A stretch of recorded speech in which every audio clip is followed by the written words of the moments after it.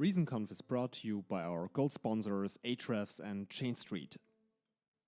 Okay, so I have a little bit of a clickbait title, The Secrets of Polymorphic Variants, but it's actually a little bit about talking about the structural typing side of OCaml and why you should or maybe should not use it.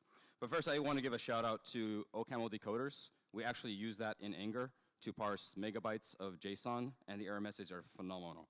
I think he actually undersold it.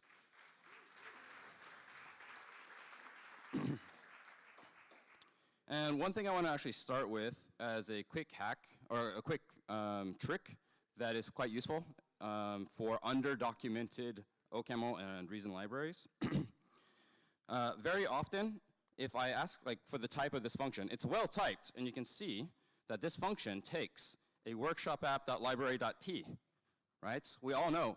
Raise your hand if you know how to make a workshop.library.t, right? And oftentimes, there's no way to figure out what is this? What do you want me to create? So as a quick hack, if you ever find yourself in this situation, what I do is I'll say let R, and I'll tell it, hey, this is a type of T, and it equals 0. And the compiler will tell me, obviously, that I'm wrong. Let me fix this real quick. So the compiler's like, no, this is an int. This is wrong. However, it knows that this is of that type, so I can ask the type, and I ask twice. Now it tells me the record fields. So if you ever find yourself trying to figure out what do you want from me, just use this trick, and OCaml will tell you. All right, so I'll actually get started with my talk. So most of the reason that we use is nominal types, where the types are actually based off of names. So you notice that I have two types here, color A and color B, and they're exactly the same, right? To a human, those two look very, very similar and indistinguishable, in fact. But I can't write a function. So in this case, I'm going to write a function that takes a string, or sorry, a color, and returns a string. And I can ask, what's the type of this thing? And over here, it'll tell me that this takes a color B, and it returns a string. So in this case, I'm making one color, and I'm saying this is a color A, it's green, green B, color B, green. So again, this looks exactly the same. But OCaml, or Reason, is deeply unhappy about this, right? So this is no, that function takes a color B. And by the way, with the type inference, why is it that it thinks that it takes a color B? What advanced type magic does it use to figure out which type it must be? And the way it works is it just looks up the field, up in the file, to find the closest type that might match that, and uses that. So often, the type inference is, not as advanced as you might think sometimes. So anyway, the challenge here is, even though this looks exactly the same, to OCaml, it's entirely different. So there is this thing called polymorphic variants, which looks very similar, but it has this funny little backtick first. And so these are actually structurally typed. And this has some pretty interesting implications. So in this case, I have color C and color D. And just like the previous bits, right, these two look very similar, and those two look very similar. But with polymorphic variants, what you get is this way of saying, look, I don't care about the name, but as long as the structure conforms to what I want, then I'll take it. I can work with it. So in this case, I've written another string of color function, but it works off of polymorphic variants. It takes purple and pink. In this case, I've said, hey, this pink C is of color C. This one is of color D. And yet it works on both of them. So you can actually use this as a way of saying, I don't care about the name of the thing, just as long as the structure conforms to what I need, then I'm good. And this is really useful for records even. All right, let's say that we have two records, two types of records. One is a user, one is a pet, and they both have two common fields, a created at and an updated at. And they're both the same types, and I want to write a function that works for both of them. So in this case, I've instantiated both of these records, and I've written a function called hasBeenUpdated. And it should just take a thing, and if the created at is not the same as updated at, then it must have been updated. However, I can't pass me and my dog to the same function. Again, because they're nominally typed, right? It must use one or the other. And what we can do is, again, we can use structural typing here, and we can use the object system instead and say, look, this is the scary hash symbol that I'm sure a lot of you have seen now.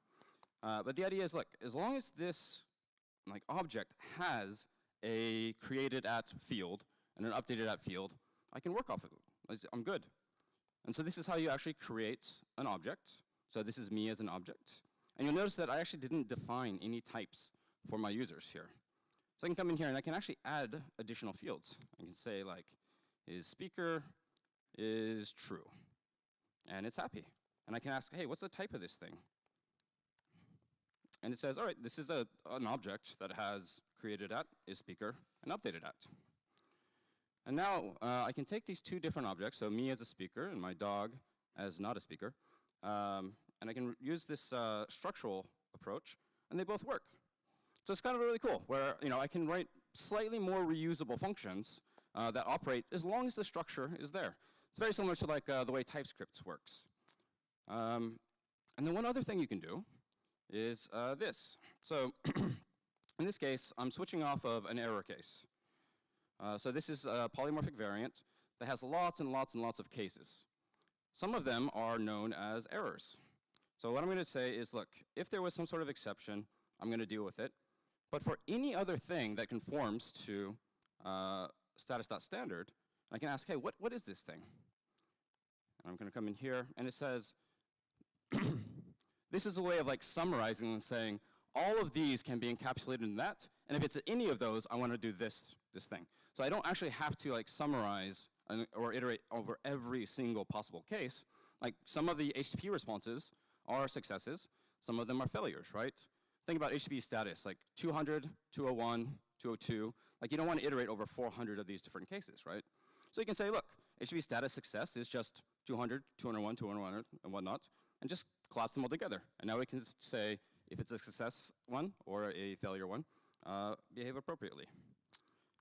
And last example is JSON. So the cool thing here is if you notice that we don't, with nominal typing, the names belong to modules, right? So if I'm going to write a really great JSON library here. I think you're going to be impressed because my JSON is the best JSON. But this JSON belongs to my module. And so any library that wants to operate off of my JSON has to have me as a dependency. And this means that libraries have to coordinate, authors have to coordinate, and the dependency chains get really, really deep.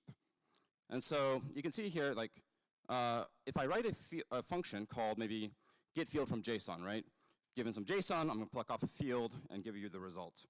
This will work with my JSON, but if some competitor, like, no one wants to use a competitor's JSON, but like, let's say someone is a bit angsty, a little bit arrogant, and thinks that they can write a better JSON library, then they come along and they write this thing, and this function will not work with it, right? Because it's not aware of the competitor JSON's module. It has to know the name in order to work with it. Whereas if they are structurally typed, so this is actually how the standard backend JavaScript or JSON is implemented. So if we look at this, the type of this. All right, so this is the case that I was talking about earlier, where I'm asking the type, and it's like, oh, yeah, this type is itself. So let's say X is your JSON basic, is 0. I'm going to ask what's the type of this. And you can see the way that they've implemented JSON here is via polymorphic variants, right? So you have booleans and strings and floats and whatnot. And the idea is, as long as any library knows about this structure, then I don't have to know about where it came from. I don't have to know about its name. So I can write functions that operate off of the structure rather than off of the names. And now, as the last point, the one downside, I'm sure all of you are really excited about this now, and you're thinking, we're going to write everything in objects. We've heard a lot, I think like several people have talked about GraphQL PPX today, and it is just like the best thing in the world.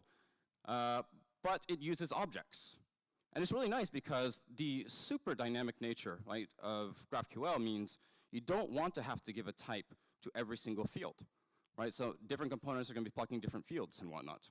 And so being able to construct kind of objects on the fly is really useful. But the error messages, whenever you use structural typing, tend to be horrendous. So I have this question that I'm pulling out from GraphQL API. And I'm only pulling out a few different fields here. But one of them is nullable somewhere. So let's say, for example, I'm going to like do question, votes, aggregate count. I'm kind of traversing deep down into the structure. And let's say I do the wrong thing. You'll notice I go from 2 question marks to 1 question mark. And let's see what that error looks like now.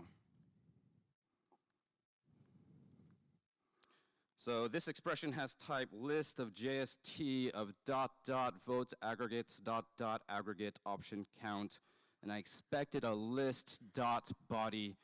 And this is for a tiny little query.